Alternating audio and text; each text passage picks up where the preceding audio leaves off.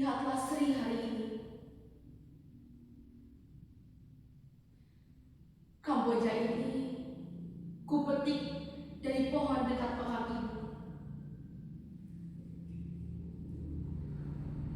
Masih harum, masih seputih yang ibu tanam sewaktu Sri kecil.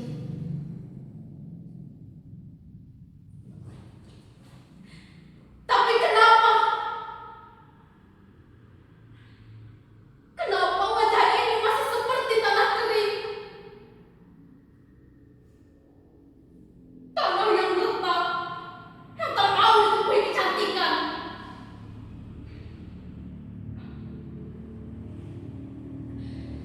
Tanah kami seperti tubuh ini, hitam, keras, terinjak-injak, tapi tetap diam, tetap memeluk benih, berharap bisa menumbuhkan cinta.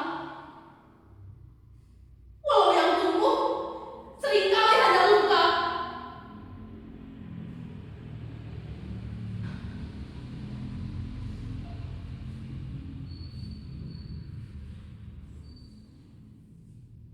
Anak-anak juragan di pendopo bilang, "Jangan dekat-dekat Sri, nanti menular miskinnya."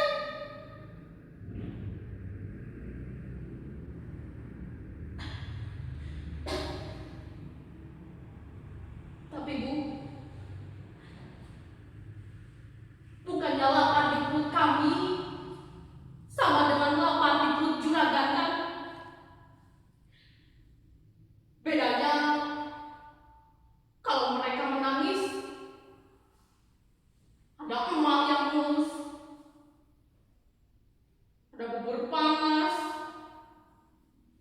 ada minyak kayu putih. Kalau kami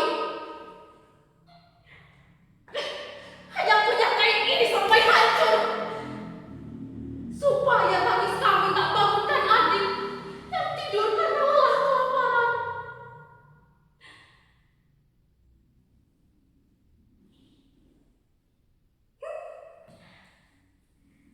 Aku masih ingat pasar minggu lalu. Hari itu langit mendung, tapi hatiku cerah karena melihat Noni Belanda kecil